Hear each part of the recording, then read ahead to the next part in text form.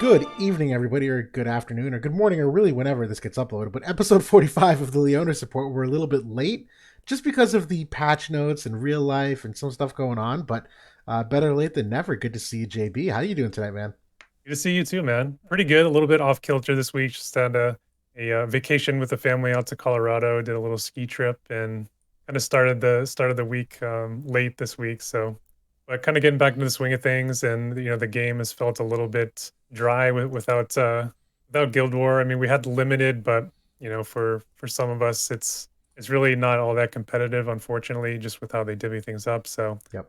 it is what it is. No, How about you? totally. How's things going? Things are great. I agree. It's been a much slower week in the game. The character releases have been fine, but yeah, limited Guild War doesn't offer a lot of like theory crafting challenges to really do some cutting edge stuff, particularly with cost limitations that you're not able to really fully maximize a lot of the min maxing because you have some limitations. You can do some of it. Don't get me wrong, but no. Other than that, things are good. I know we were debating airing this last night. We had a good hunch Dario was coming in, but we technically had our roadmap caught up with, so we weren't 100% sure.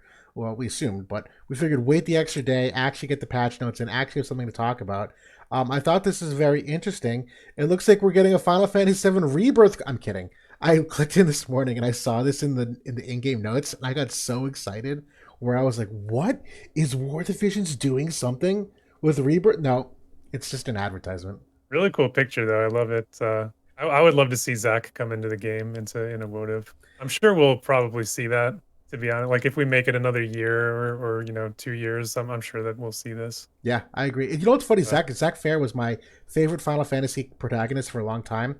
When I did Crisis or before Crisis or whatever the gotcha game is that's out right now, I don't know if he didn't age as well or if the voice actor change doesn't sound right to me. There's something about him that doesn't hit the same, and I don't know exactly what it is, but he was one of my favorite I haven't played it protagonists. yet. Yeah, actually really sad about this. We can segue for a second because Final Fantasy. I do not have a PS5, uh, Oh, so I can't play this. And just had the convo with the girlfriend tonight that I'm like, hmm, get some tax rebate money. Maybe I got a kickback on my insurance claim for a gym membership that I got. Might trade in the PS4, see if I can scrounge up $50 there. I did not buy a PS5 because Final Fantasy 16 was not. I'm not gonna buy a PS5 just for Final Fantasy 16, but like 16 and Rebirth, tempting. true. I mean, some of their like notable exclusives have started coming to PC, like The Right, Last of Us. right. Was one of the big ones.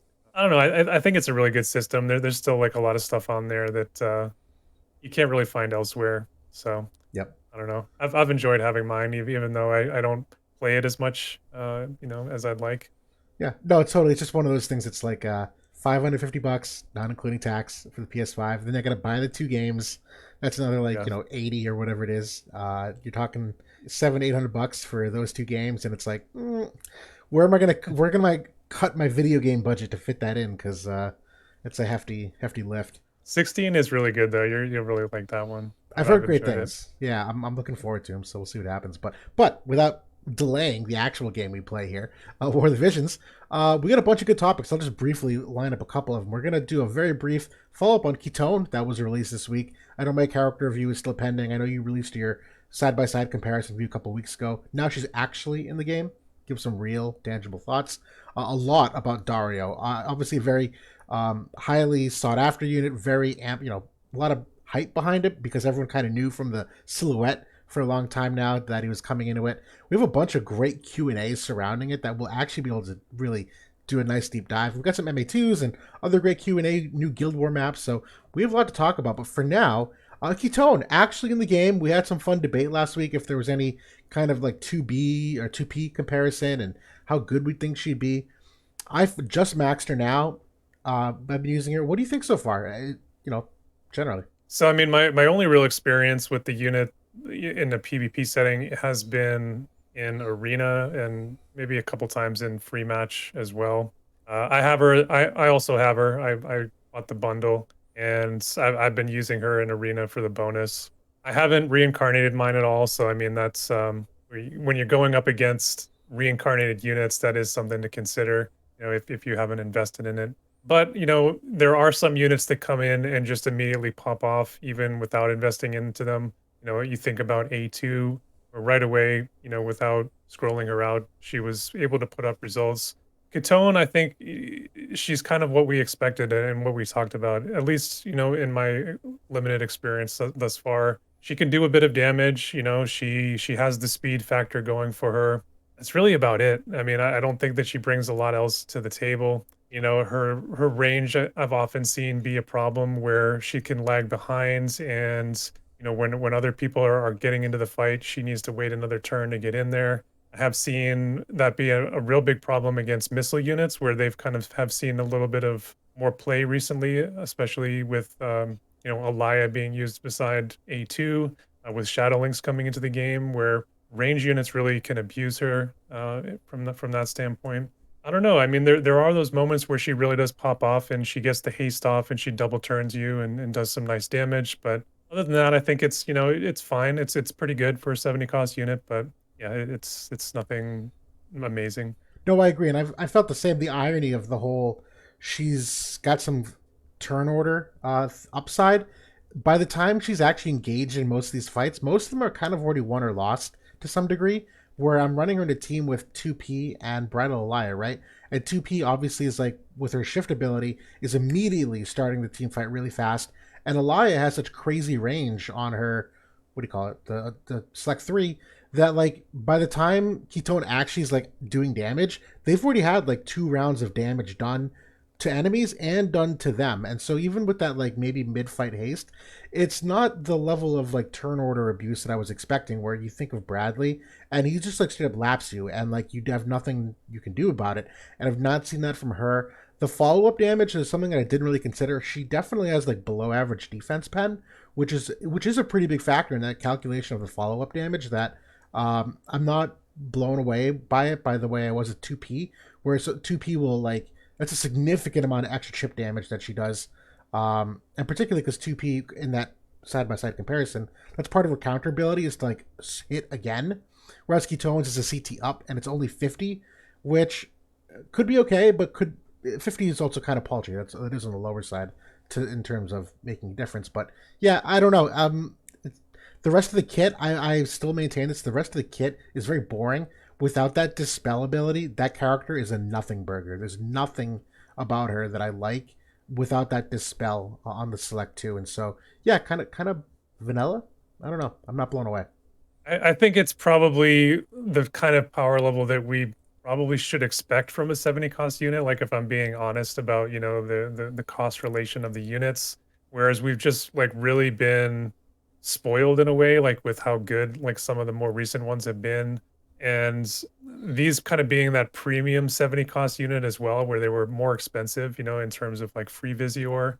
That I think is where the disconnect is for me, where we had Lucio come in, immediately pop off, be 100 cost caliber, an incredible unit. Shawls was the same way, although she didn't really make a huge impact right away, but she was seen later. Yep.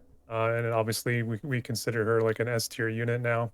Winter And Ref. then Winter Wrath, another one who's still, making waves in the meta. So I don't think that Lynx or Catone are on that level. I think they're properly rated, I think, for how good they are. I agree. I will give Lynx the edge, though. I think personally, out of all the results I've seen, I'm very surprised because I have tinkered a fair amount with missile units the past 6 months. Every time a new map starts, I'll throw them in there to see how they compete. They've been okay. Lynx has definitively been like very competitive, though. It's not exceptional and it's not amazing, and everyone should pull her right now. But it's been very, very good, and I didn't get that same feeling with Catone yet. Although there are some things that I still probably should play with in terms of, I haven't done much of the move plus one passive. I've done some vanilla TMR usage. I haven't really done a whole lot of creative TMR where she can get that third buff quite frequently. But we'll see what happens. Yeah, I'm not closing the book on it. I mean, there are folks in our guild who are heavily investing into her, and I'm really curious to see how it looks, when she is, as invested into as the Elias out there, and can she compete, on that same playing field? We'll see here soon enough. I did want to say that regarding Shadow Links, kind of circling back to your point there, I think one thing that really helps her out is that barrier that she gets, the 7500 HP. 100%, Like 100%. so good. Like we haven't had that on a missile unit before. That kind of competitive survivability, and I think that really helps the unit out quite a bit. It does, and I was hedging my expectations because Irvine technically has a one-time physical barrier. That there's been a couple times he was able to live longer than your average missile unit. I kind of compared it to that one. Like, well, it doesn't really put Irvine over the edge, but then again, his barrier may not equate to 7,500 damage worth of damage mitigation. Hers clearly, though, I think is a different level. And being as far ranged as she is, like ranged backward, not all the barrier breaks reach her, where she does have some distance from the front line, that she can maintain that barrier relatively consistently. That if she does get caught up in an AoE, or particularly from like one of the mages, where Helena or Vivi, like that 7,500 damage mitigated is huge for letting her live longer. But enough about those units. I'm sure a lot of you will continue to keep using her, but we have a much more exciting unit. Dario coming out this week, and he was one of the first, I think, people really theory crafting around when we saw the silhouette that everyone got really hyped in terms of like the lore and the implications, and the confirmation did come out that he was him. It's another wind unit, but he's a katana-oriented unit. I'll let you kick things off here because I think you're done with your character view. You might have been mentioning. You probably have a deep dive and handle on him already. You excited? I'm pretty excited. I've always liked Dario. I've always been a huge fan of his MR version, but used him as a tank like in limited Guild War for forever, even back in the early EX days. I think that he kind of is a modern version of that same unit. Like right down to the same elements. He's changing job groups. He's not warrior anymore, but he's very similar, like in terms of what he's trying to do. Like he's a magic focused or magic mitigating tank, like, by trade, but he does have several tools that really help him out with the physical damage as well. And that was the similar thing they did with the Spellblade plus Paladin with his MR version. So I think it's, a modern version of that. And obviously his big ticket is the aura that he gets with the 40% magic mitigation. We're a little bit ahead of that game here in global with Fraevia, but I think Dario is considerably better than Freya, just because of from an all around perspective. Freya obviously is amazing when it comes to magic mitigation, but if you're throwing Alaya or any kind of physical damage at her, she goes down relatively easily. Completely agreed. Yeah, his buff is very special, and unfortunately, this is all in Japanese, so we'll do our best to help you. Yes, it's another one of these enormously long abilities, but yeah, he's got a lot of things here on the topic of the HP barrier. He's got his own of 7,500 HP, 35% reduction of physical and magical damage on that larger the AOE. He does have barrier seal for 3 turns, which is obviously exceptionally helpful for himself, but obviously for teammates. But then you get these 4 abilities that are that aura, and one of them, the most notable, is the magic damage reduction of 40%. It's enormous how big that aura is. That way larger than I think some of them tend to be. I I know. think that the mitigation ones have all been the range 4. Have it? Maybe it's King Mons and Jooms. I thought there's just 3. I could be wrong. Maybe I'm misremembering. I know that at least Glaciers is 4. Fair. But regardless, very forgiving. But it also gives you the 50% poison res, sleep res, and slow res. I'm sure a lot of you are gonna love this in particular. The sleep res has been a big boon for many players, but even the others are certainly seeing a big uptick between other characters using them. And yeah, there's a lot to love about him in terms of what he also has for survivability, where he does have these like mid-fight buffs where he's got this 40 spirit for 1 turn on using this triple hit ability. It's got some damage absorption. Also launches a healing ability for a teammate, so there's some roll compression there. It's also some mid-fight hate to keep that hate generation up. He's also got a second counter ability, and this is upon his second buff, which is re-raise for himself, but also gives him this counter ability that is a 50% chance to reduce 30% physical damage. So to your point, he stands up a lot better against a lot of physical damage types. The limit break, not to be slept on. Chance 67% chance for Berserk. A lot of people are gonna have to be watching out for that once again. This is a great unit. I'm just kind of recapping some of the stats, but yeah, excellent unit. Yeah, those first like 3 or 4 turns where he has that counter online and the AoE physical mitigation, he's going to hold up very well against physical damage. Yep. So I think that I love that that aura gives the ailment resistances as kind of his unique spin on the aura. That is like that's a pretty big value add for the units behind him not having to wear the marshmallow if you Right. don't want to. Like being kind of tied into that item has felt pretty bad sometimes, Right. just because it's the only like 50% source of that sleep res. So that certainly is going to be nice. If you think about like a mono win team, if you got Shella behind him, you can throw the survival vest on her. You can throw Genji glove. You certainly have all that freedom again to kind of equip your units differently. So I like that quite a bit. I would agree. And we did find out more recently this aura is not permanent. I know Summer Glasses, I think, is for 4 turns, if I recall. And although it's not explicitly stated here in the notes, I think his is likely to be the same, where it probably only lasts the 4 turns. So just honorable mention to keep that in Yeah, mind. I Ironic. believe it is 4 turns. Okay, good. Ironically, I got you mentioned he's similar to his older version. When I was kind of recapping this, I was actually getting like Dialdo 2.0 vibes in some areas where it's not exactly the same. I'm trust me on this, but there's a part of here I'm like, okay, we have that like decrease AP angle where Dialdo does some of the same. Obviously, you have 2 different Pierce attacks weaved in here. That okay, you have another like spirit scaling Pierce attacker. His sub job has his buff here. That's the wind and earth res and light res. I'm like, Dialdo's got something similar with the lightning and earth res and whatnot. The red mage sub job, I'm like, that's literally Dialdo's sub job. You have that same like remove re-raise ability. They carried that over here with the Cura as well and some of these Suna. And then what was that? There was one other thing, whatever it was. But I remember just like kind of going down the list here, and the decreased bravery on this ability. Diallo doesn't have that, but that's his TMR is to decrease bravery. So it was just one of those things. Right. I'm kind of going down. I'm like, I feel like I've seen this before. No, I definitely I can definitely see that. I really like that job 25 ability with the AP break. Yep. I was kind of thinking about maybe pairing him up with Soul, which I actually haven't seen too much of that going on in JP because one of Soul's biggest problems right now is he just doesn't hold up to the magic damage. Obviously, the wind and fire combo works pretty well together too. So Soul does have a select to 20 AP break, or maybe it's 15. I don't quite remember, I think but it's, he has 15. 15. Yep. So you have a couple of different units then throwing out those AP breaks. That can be pretty substantial and kind of making a dent in the opponent's AP pool. So Absolutely. I think that could be a decent pairing.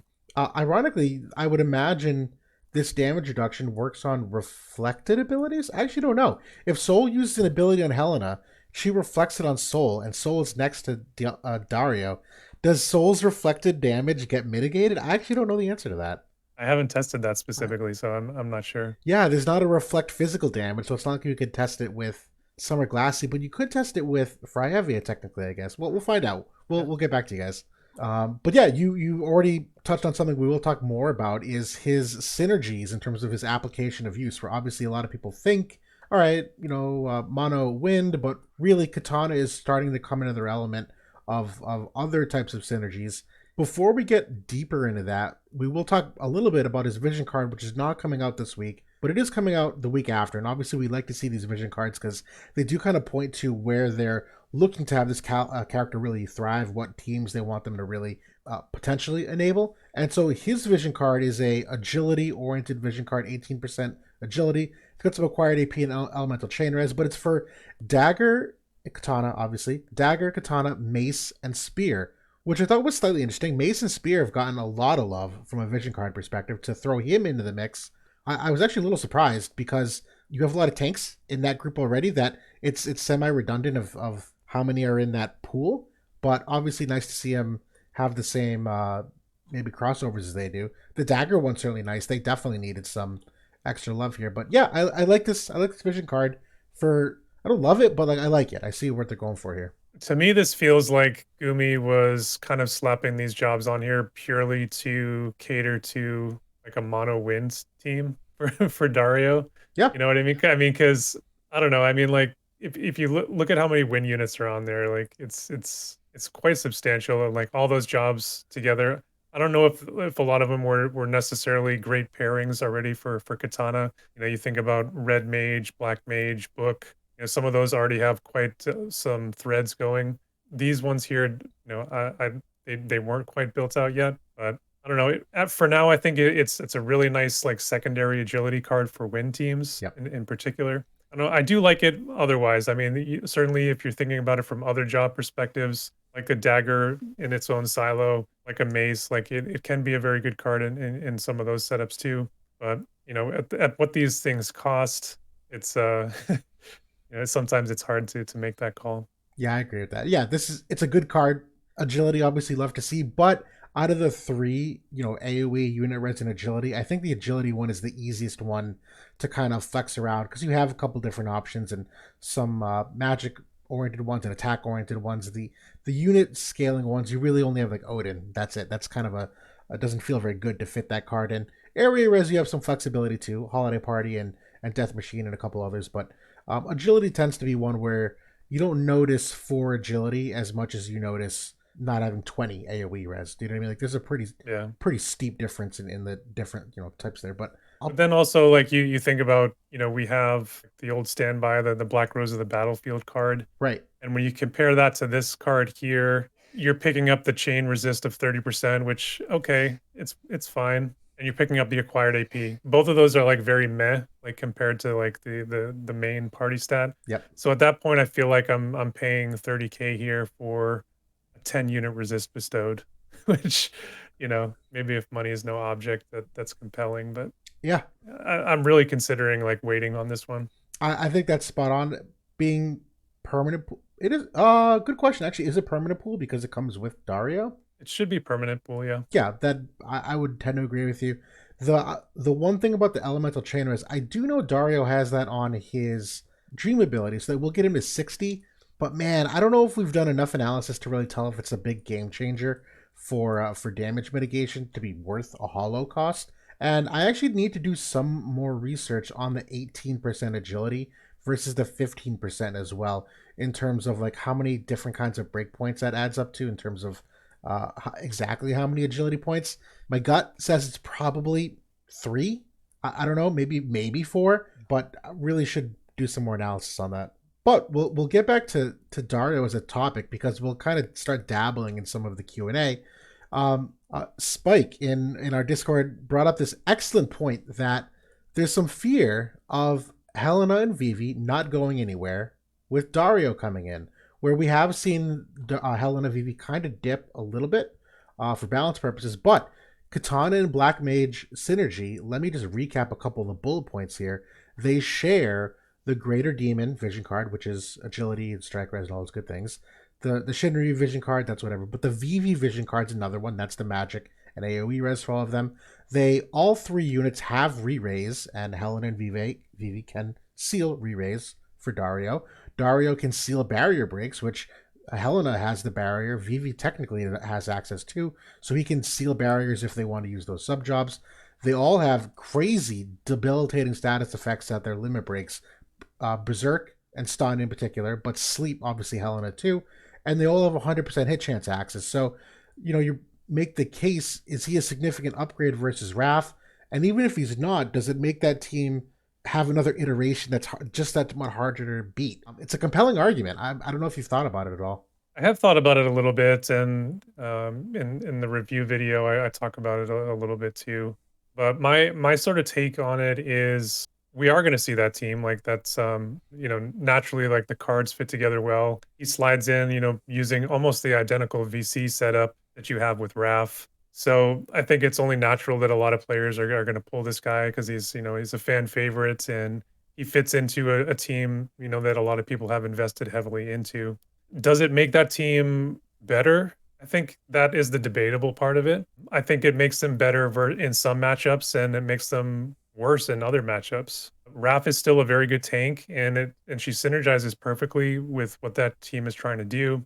Dario gives a different look, like you were saying. I think that it makes it harder for maybe the Lightning team, maybe if you're trying to use Winter Raph. Obviously, he's shutting down some of what she tries to do. But I think it makes it considerably weaker against A2, which a lot of us have been using to beat that team.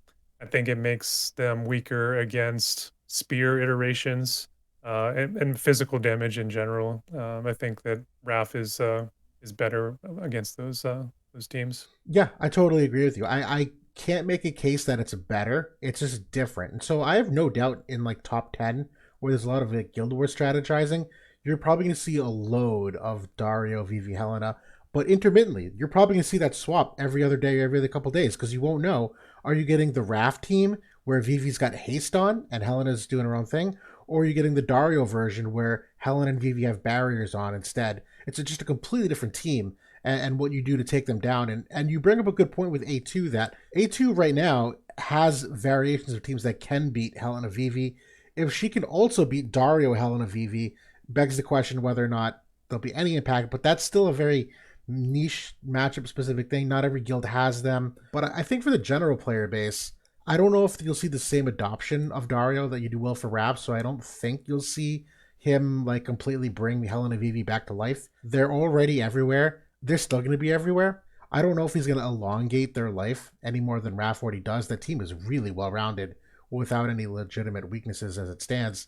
But yeah, top 10, I could see that giving it new life because you'll just rotate which wall you run. You know what I mean? I mean, there are like plenty of, just plain win players in global as well that will just like he's a by far the best win tank that they've ever had.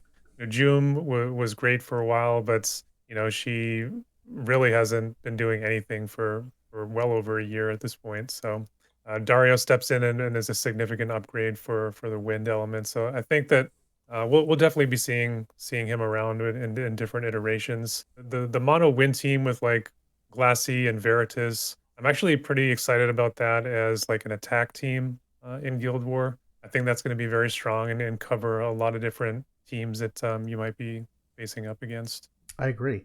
And too bad we were going to look at wotv stats to do some peeks at how they're using Dario.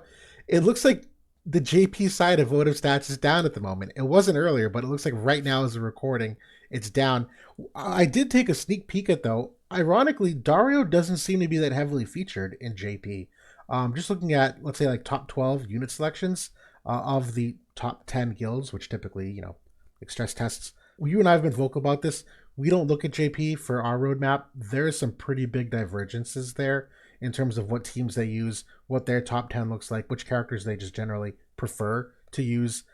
Inherent biases. There's different like build skill levels too. Like we've said this, we think Global has better builders than JP by and large, but that's also kind of faded as of late. A lot of builders have left the game.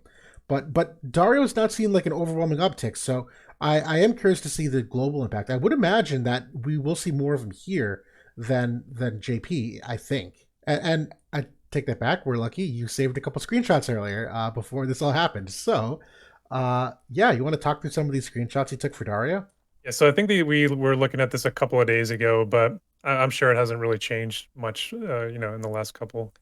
But to this point, in the top 100, not a huge impact, but it's a good, like a pretty solid, adoption rate. 12% use rate there on attack. I think it was pretty similar on defense, like between 8 to 10%. For like non-light and dark units, it's fairly substantial. It's definitely not like on an A2 level where she kind of like went through the roof there. But you can I think I got some screenshots of some of the sample teams as well. You did. Saw like the mono win team there with the two spear units. Also the black mage team that we were just talking about as well. So I mean you can see some pretty good success there with the mono win team. 4.1 stars is pretty solid, averaging across that subsect of the player base. On the defensive side, pretty solid results for the Katana Black Mage team there, averaging 1.5 there. That's pretty good results. And you can see there's like a number of different elements there trying to attack them. People trying to figure that out. I would guess like Ice is probably the most successful against that, although they don't have access to Fryevia, so I think that our Ice is a little bit stronger against that team. I would agree. Yeah, and actually, I'm glad you brought this up because this does show the top 100. I know I only look at top 10, so if I had to intuitively guess, I think the majority of these mono win teams are in that like 11 to 99 side of things, where what I was seeing was more. To be fair, this is the best team in top 10 as well, the mono win, but not to this degree of 241 teams versus 22 teams as the Right. sample size. But yeah, this win team is still very popular by and large. I mean, Veritas of the Heavens is a great character. I still need to do my character review for him, but two thumbs up. But no, they've not seen the oppressiveness of this Black Mage team that I think we'll see. I think we'll see more of it. I think that's obviously it gives the team a different defensive kind of profile, with the magic mitigation. I'm not sure if like the utility that he's bringing necessarily is as good as like what Raph brings with like the defense spirit break. Yep. That just really lines up when they're able to get that combo off with like the double Right. dark hit, and then Vivi comes in and then just gets to Doomsday, and they just wind up, and like everybody knows that like all those fights that are looking good just completely turn in one turn in one rotation. I don't think that the offensive picture is going to look quite as good, but it does improve their sustain a bit because he does have that healing factor. And I don't know, obviously the magic angle, he shuts that down, but I just don't think that I think a lot of us are trying to tackle that team with physical right now. So that's where kind of the it falls apart a little bit for me. I will give the extra nod to the Berserk on the limit break, though. That's still 67%. True. We've seen one status effect like that can completely alter your team fight, where if it's the wrong person out in front and they get Berserk, that could be the fight right there before it even happens, if you know what I mean. Oh, that's a great point. So, I mean, when you're already trying to deal with sleep and with stun, and now you add Berserk into the mix, that's definitely another notch in the belt for that team. Definitely. Yeah, absolutely. Well, we'll segue briefly too. We'll probably still talk more about Dario, but we have an MA2 here for Rysol, who another wind unit. Obviously, some fortuitous timing, and yeah, actually, I'll share the screen again. Why not? She's getting several upgrades to the MA2. One of them is an upgrade to one of her buffs. Talk about that more in a second. But she's getting 20 defense pen and 15 healing power. And just to recap the change to her ability, so her buff currently is Protect and Shell, and she'll get decrease AP consumption to 33% as well. She's getting in addition 60% crit evasion for 3 turns if one of those is active, and 40% debuff weakening. I'll let you kick this off, but in our preliminary talks, we were kind of, I think, opposite sides of the fence on the thumbs up or thumbs down on the MA2. What's the angle you're thinking of this when you see this upgrade? I don't know if I would go so far as to say thumbs down, but I'm a little bit disappointed with it. The defense penetration is nice. I would have rather that it was slash res penetration for her, because that's where she just has nothing in her kit. She did have 40 already with the defense pen. So this is nice, like it gets her to 60, and then you can get 70 with a trust stone, or 80 with the black garb or whatever. So it's good. Like penetrations overall, the overall penetration picture was a deficiency for her, so that's good to see. The healing power, it's actually kind of cool because she has chakra, and she can get some of those nice heals in there once in a while. The skill upgrade, I think, is where the a little bit of the disappointing part for me, where I wish that they had given her the area mitigation, like the 15 to 35% or 15 to 25%. That I would have liked a lot more. I just don't think that she's the type of unit that takes enough hits for the debuff weakening to really do a lot for me. And there's no way for her to really build upon that currently in the game. Maybe it could look better if there's, more espers or more equipment that she has access to, that she could kind of build that up and make it like, 50, 60, 70%. I Yeah, would like it better. no, totally. I'm still on the fence about this one. There's two ways that I've approached this. One, the 60 crit evasion is enormous. 60% buff to that is pretty big. In terms of quantifying the damage reduction, you got to kind of compare pre and post how much crit damage she's taken before. Was it that much? I can't really answer that. So my gut says okay, it's okay, but not stellar in terms of taking how many extra hits. It's probably not a full extra hit. If anything, it's probably the difference between dying or not dying on a final hit if you're low health. The debuff weakening, though, I'm still hesitant to like frown at, because I think of things like healing power down. That's one of those things that you can, and I'm going to circle back to that in a second, reduce the weakening of. Obviously, imperils go a long way for that, for damage mitigation. And one of the first things that I remember about doing this unit, she was one of the few that I remember she was like multifaceted in her survivability, which I appreciated, because a lot of characters, how for like a one trick. Like I think of Roy Mustang, it was barrier or nothing. And who were we just talking about? Might have been Ketone. It was like barrier, and that's it. A little bit of healing. Is that enough? Who really knows? But she obviously has like protecting shell. She has this 30% absorption on this AoE ability, so she does heal back some damage. That's part of her buff here too. Is that for 3 turns she absorbs 30% damage, so that 15% healing power is going to amplify how much damage she absorbs back, which we've talked about is pretty important because this normally is not enough to really like mean anything. But the 15 healing power kind of changes it a little bit. And the debuff weakening does potentially help any kind of healing power down or any kind of imperils this and that. So I the defense pen too, she has 40 innately here. That'll get her up to 60, 70 with the Trust Dome passive. 70 defense pen is very competitive with what I want to see my DPS units with. And I agree, slash res pen would have been better. But then again, defense pen is more universal. Defense levels skew higher than slash res levels on average.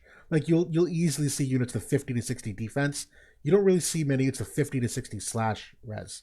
And so that extra 20 defense pen, at least for tank busting at the minimum, will still be a pretty nice, if not equivalent, impact to what slash res pen might have been. Um, but I agree with you in general. Slash res pen it's tough to come by. But yeah, I don't think it's going to make her amazing.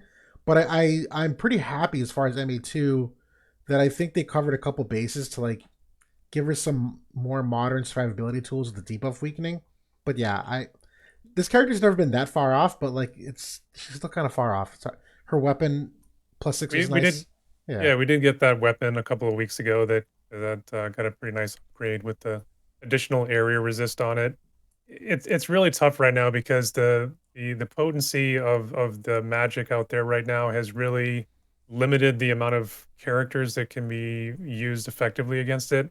Yep. And this character is just not going to survive a turn rotation against Vivi Helena, even with these upgrades. The debuff weakening is not going to be enough. She's just not going to get that turn to heal herself back up with her active abilities. So You know what though? But I wonder, you get 40 debuff weakening, that affects the Helena AoE crush. This unit skews higher on AoE res. That affects the Helena magic res in peril on the limit break. We talk about new synergies. You put her next to Dario. Dario gives her 40% magic damage down. Like that might so be, yeah. that I'll give you. Like with Dario, maybe this character could see some new light. That's a good point. The healing power too. Dario's got a teammate heal on his attack. Like now she's got 15 healing power. That's probably gonna heal her to full or close to it because of the healing Yep. power. So this might be one of those characters that inadvertently gets a little bit of a buff now, like we saw with many units with Summer Glaciella, just because of the elemental synergy too. But we could also be blowing smoke up your ass, and this unit probably does Could nothing be too. could be copium. We do this pretty frequently. But we also have a new Guild War map coming out, which very excited to talk about. They do have this up on wotv stats, but it's the quest section of the website has been kind of wonky lately. I actually tagged Bismarck in his Discord to see if he could update it for us. But I do also have I think me personally, I have a preferred way to look at these maps, which is here we go, my Excel based version. I love these topography maps. I find these a little easier to read than the numbers, if you know what I mean. Getting to see the color code, throwing some of the black bars to see the jump to areas. This is a brand new map. I've not done a hugely deep dive on this yet, but I have some quick things that come to mind. What are you thinking about this map so far? It's got some really interesting like choke points with with the height differential there. Like there's some clear like walls that will force the units to kind of walk in specific ways. And so that's obviously fun to think about when you think about, units that have high jump, or, units you can throw a tourmaline ring into and kind of alter the path specifically like dragoon units, or units that have jump 2. Maybe you can get a jump 3 with the tourmaline ring, and they can go sort of straight down either the left or right side of the map. So that could be something interesting to play with.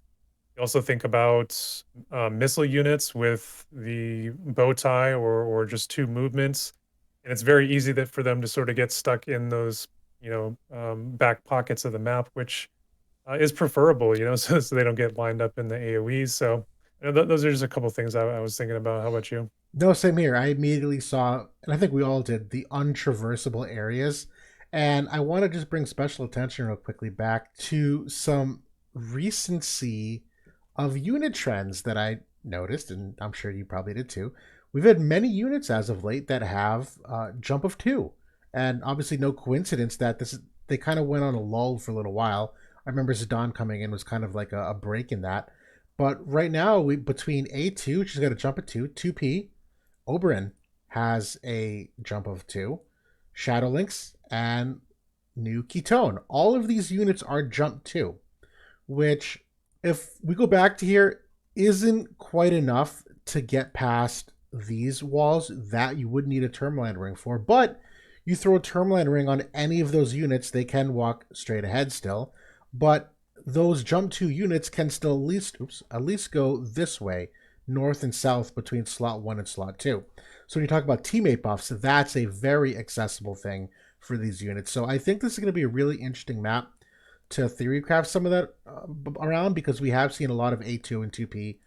I am very intrigued to say, if you gave Shadowlinks a Tourmaline ring, could she jump up to this height 4 and have that bow trajectory just pew pew across the map? It's a pretty long range map. 15 squares away is among some of the higher, map widths that you see. I think it's really exciting. Obviously, this middle area is kind of a free for all in that it's mostly the same height, maybe a couple height one variations. So you're still going to see a lot of like AoE and nuking going on here. But I think this is going to be a very fun map for a lot of different teams. Just thinking about like the Shadow Links example. I don't think that she can hit from turn one. If like she walked 3 onto the height 4 to I think it's still 11 squares from there, right? That is 11 squares away. Yep. Okay, so there are some missile units that might be able to do that, but yeah, maybe from turn 2, like she could be kind of still on that height 3 to 4 area. That might be kind of interesting. I'm looking forward to a new map. I've been really sick of this current Mines map that we're on. Me too. The it really does favor the broken area heights that Helena has access to, with like the 3 differential that she's able to get on Rose Blast. And Alaya, to be honest, with her Stag's Impact, it's any mapper is going to be favorable for those units. So I'm glad that at least this middle area is pretty neutral. I mean, we do have kind of the interesting terrain there on the sides that we can maybe play around with. Yeah. It's funny you bring up the range 11.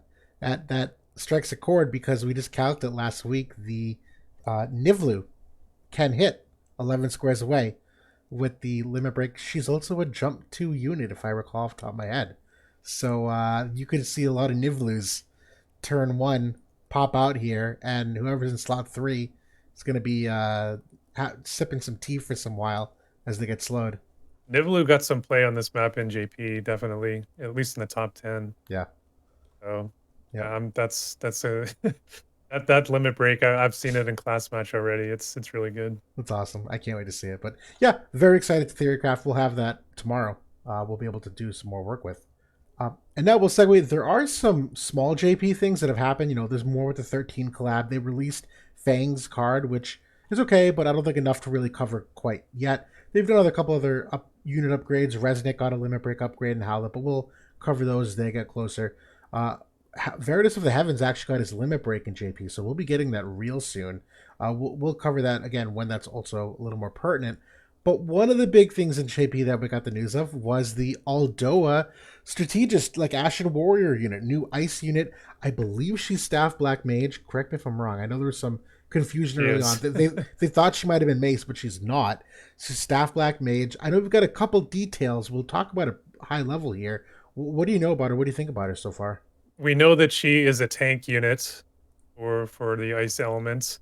Really interesting that she is part of that Black Mage group as a tank, and it seems to be like a physical focus tank. So she's going to have the physical aura, 40% damage cut.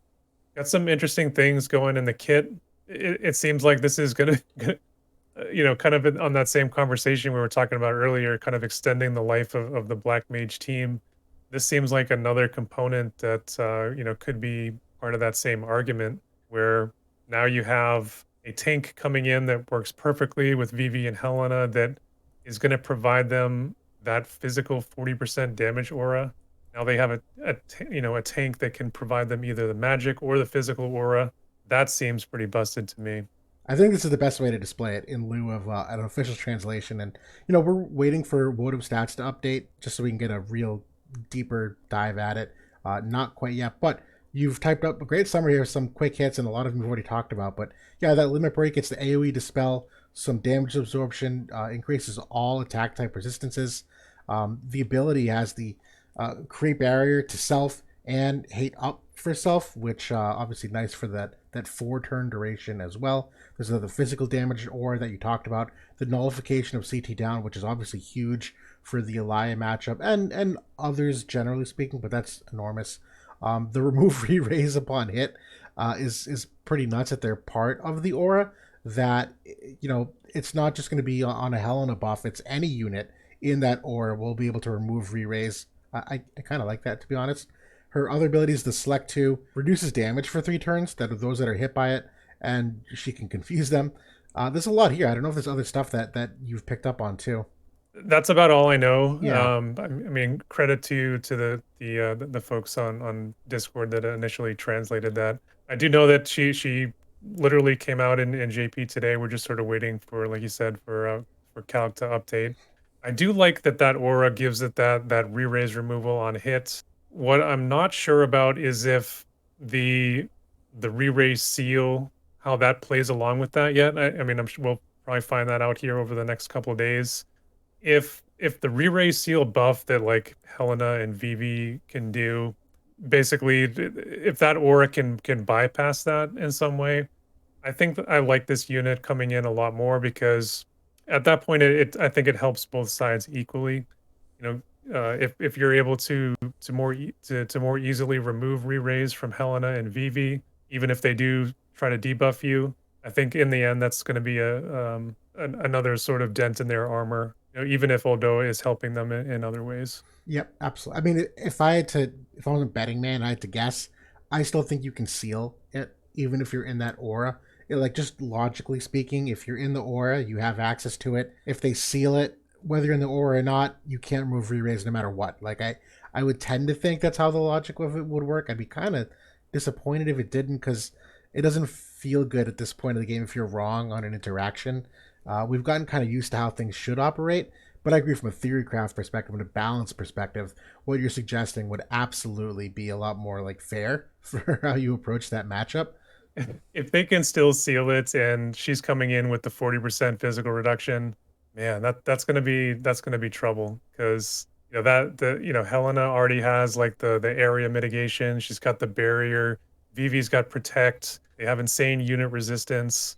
And then they've got, like I said, they've got a magic barrier with Dario. They got the physical barrier with Oldoa. Like, what are you gonna do at that point? Like that's I guess you gotta pay for Vulcan and King Mont, I guess, Yeah, at that point. yeah, yeah. Seriously, or just wait for the spirit scaling missile unit that's apparently going to save all of us, and max reincarnate your Jadens, guys. Exactly. But no, very excited to see that unit. But we will keep going here. We have a bunch of great Q&A that we were going to try to save anyway because it was going to be a later week. But there's some fun ones here, and so the first question here is, which unit's limit break upgrades are you anticipating the most? And this is pretty open-ended. Obviously, could be anybody. We're actually like decently caught up on a lot of limit break upgrades. It's really kind of like the newer characters now. Does anyone kind of stick out to you for who you're still hoping for in terms of a good limit break upgrade? I think like for the main cast units, like we're more or less caught up. I think that a lot of like the old collab units are still waiting on LB upgrades. So I have some like hopium for some of those units. Like, is there a way they can help out my Final Fantasy VI, units? Can they give something good to Locke or Terra or Celis, especially? I think is probably the one that's most salvageable. Or you think about like the Golbezes of the world and units like that. There's a lot of them like within the Final Fantasy cast that you hope for. Outside of that, like I think yeah, like the units from like 2022, I think are probably like next up in line, like the end of 22, like and then early 23. So you think about units like Perrine or like a Rugia, like some of the early Warriors of the Crystal. I think Perrine would be probably pretty high on my list. I think Stern as well. 'Cause I think Stern is a unit that he has a pretty good LB, like that gives him like the damage up and it gives him the haste and these things. You can see that like getting a couple more effects and that really like allowing him to pop off. And that would be kind of cool because I feel like he's always just slightly underwhelmed.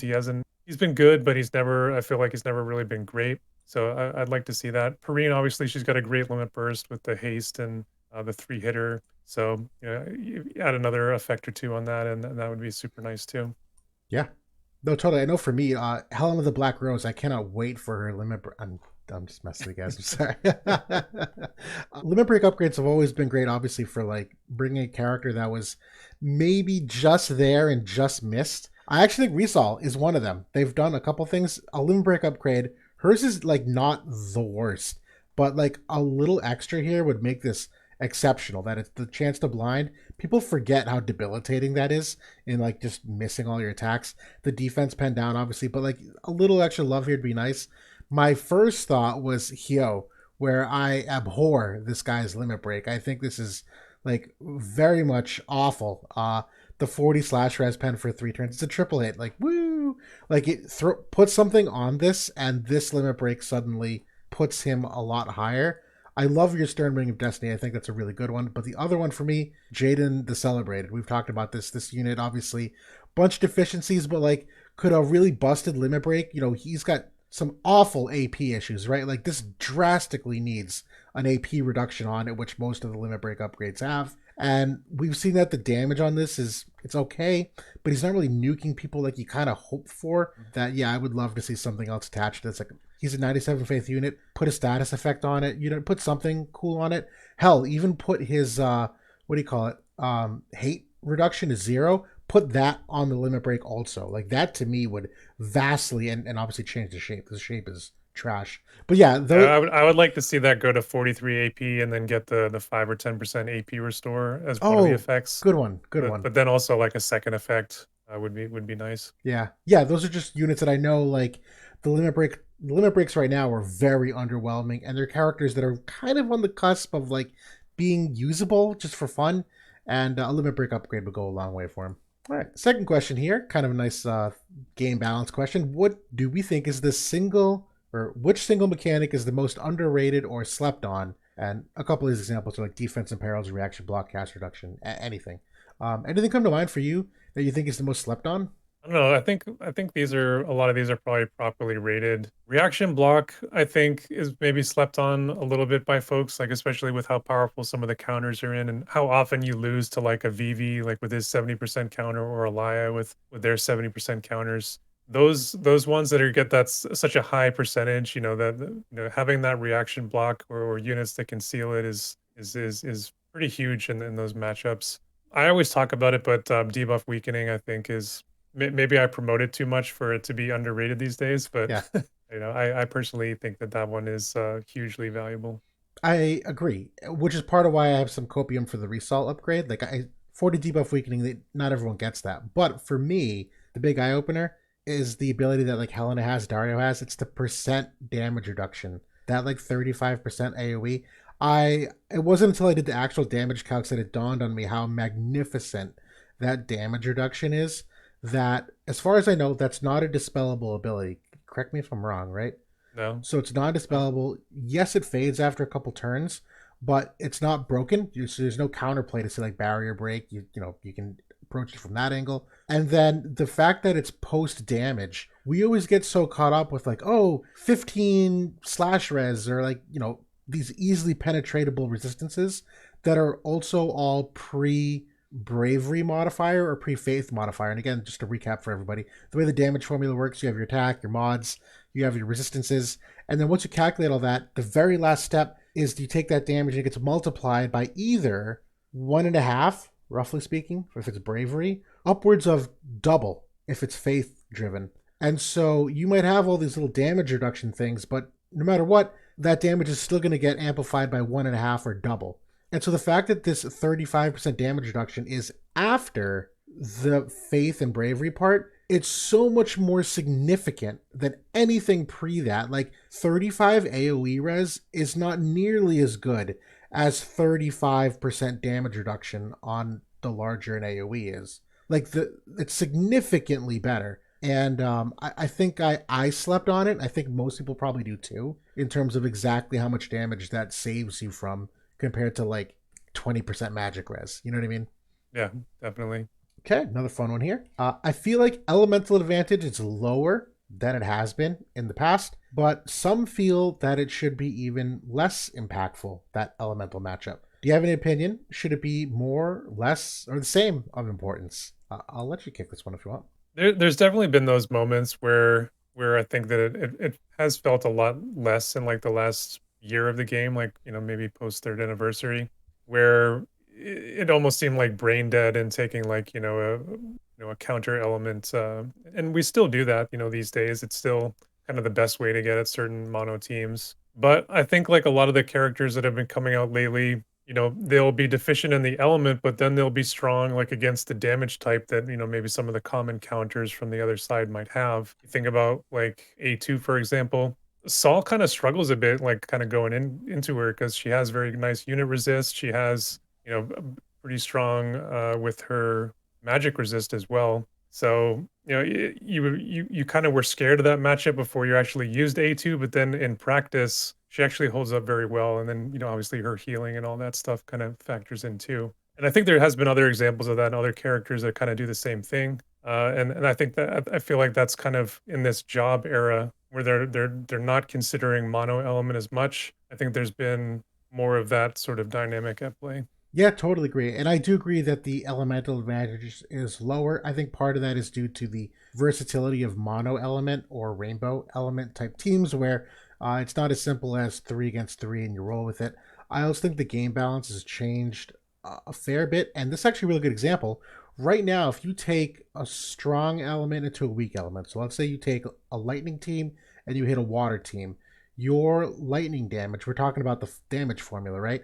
Well, after the modifier, we're just talking about bravery and faith. After that step is the elemental step. So whatever that damage done was gets further multiplied by 25%. This actually ties really great. That Helena buff, let's say, of the 35% damage reduction, that exceeds the elemental weakness of if a dark unit attacked her. If a dark unit attacks her, it'll do 25% more damage, but she's got a buff that reduces that damage by 35%. So that elemental advantage, although it's like comparatively better than, let's say, if you brought a fire unit against her, because dark obviously does more damage, the buff styles right now are built in such a way that it kind of hedges that a little bit and how much damage they would have taken formerly, where they're doing creative things with the damage formulas and the damage mitigation, the counter abilities, reductions here and there. Yeah, I agree. It's probably less impactful. And honestly, I think people are a little bit smarter now with their trust stones that I think more people are rolling for the 7% element res. More people have their HP stones in a row and they're using them more frequently. I think people are not averse to the Alex ring. They finally caught on about Esper element res, where there's a while people would. I remember the Dark Golem conversation when Dark Golem was released. People were like, I don't get it. Why would you use this Esper? And we're like, well, he's got all this element res. And people like didn't understand it. But I think the knowledge is coming around now that people are seeing elemental stuff be less impactful because we're a little more knowledgeable about counterplaying it. I think another good example of this was that team that we were talking about earlier, that the win team with Dario plus the two spear units. I've seen that team take down mono ice teams, in JP footage. Granted, maybe they aren't the best tuned or best set up ice teams, but just being able to do that in general, like that's saying a lot about how powerful a mono team can still be.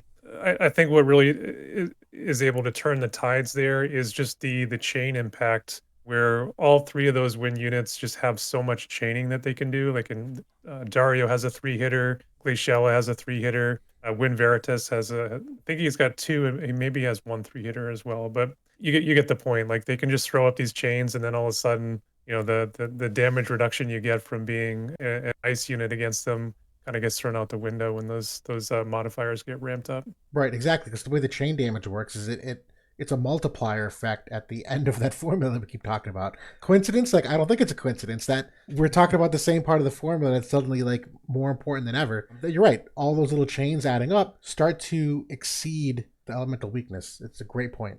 Yeah. And this last one was actually kind of like a question, just generally speaking, in the comments. And I think you'd answered it, but it's still a really good one for visibility and teaching opportunities. That how does negative hate change to neutral hate throughout the fight? Is it the same +2 per hit working up towards 0, like tanks take -2 towards 0 when you get hit? I know you answered that. You want to answer it again here? Yeah, so basically, if you think about maybe the Yoichi bow from the legendary reliquaries, it gives you that -10 hate, I think, passively. So you think about maybe Shadow Link's equipping that bow coming in, she's got the minus hate there. Every attack that she throws out is then gonna decrease that actually hits somebody is going to subtract that by 2. So take 5 attacks there so until she gets to neutral. So that's where I think that the negative hate is really nice on support units who maybe aren't throwing out a lot of attacks. That's really going to stay with them, throughout pretty much the whole battle, and they'll be kind of lower in that hate chain. Pretty basic one, but yeah, I thought it would be good to kind of just a refresher for folks and kind of understand how that works. It is. It's a good one, and I do want to add an asterisk or follow up on here because I think there's something that I need a refresher on. That let's take a unit like Kitone, the new Kitone. It was a Select 2. We'll go with the Select 2, and let's say you have your 3 units relatively close to each other, and you have your tank, and you have your DPS, and you have your healer. Let's say with -6 hate, who's very clearly at the bottom of the hate chain. When Kitone is doing the damage calc of who she's going to select 2 of, even though the healer has -6 hate, Ketone's going to definitely pick the tank because it's got the highest hate.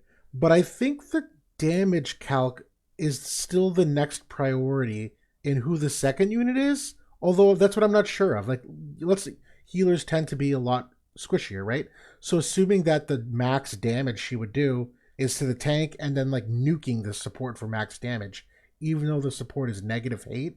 Do you know, will she still select the most damage, or will she select the DPS in your tank, even though it's technically less damage, but because you know what I mean? Does that make sense? I would think that it would go for damage, like as long as she has the main tank in her sights. Right. It makes most sense to me that it would go for damage after that because it works the same way with like diamond AoEs. So Diamond, Where I'm pretty sure Diamond would, but the select I was kind of, I don't know, maybe not. I'm not sure if they would maneuver to like get the other unit at that point. We would have to test it in like free match, I think, to kind of explicitly set up the scenario. Yep. I think it'd be hard to notice maybe otherwise. Yep. If anybody knows, like in the throw it in the comments if you've actually tested it. But otherwise, something that we can test out later this week. Yeah. No, it's something that I just don't recall, and I actually think would be a like material change from understanding the AI better, where if you know the unit with negative hate is the last priority to get attacked, even though it might be the most damage, like that's a pretty significant survival buff that I just kind of don't Yeah. know, so I can't give a thought to. But that's everything we got for this week. It's a pretty light week. Just Dario coming in, doing the damn thing, and new Guild War maps. So we'll at least get to do some new theory crafting and use some shiny new 70 cost units that we'll see how they stand up to it. But I think that's it. Anything else pertinent to War of the Visions or gaming or anything else to cover? I don't think so. I mean, I'm pretty excited to wake up tomorrow, get in there and pull on the Dario banner. Hopefully, it's not too painful. Good luck to anybody who's pulling out there, and we'll catch you next week. We definitely will. Actually, I will say I'm a little I'm in a good spot for the Dario pull. The last two 70 cost units being the pure paid means that my Vig stash is actually in a better spot than normal. Because we are like regularly like paying players, if you will. Normally by this time I've spent all my Viz pulling units, but because I've been able to lock in 2 straight units for 6k paid, my free Viz is way higher than normal because Same. I haven't been using any of that in these banners. So I think I have high hopes for Dario, but I might have just jinxed myself. Gonna knock on wood. Yeah, there we go.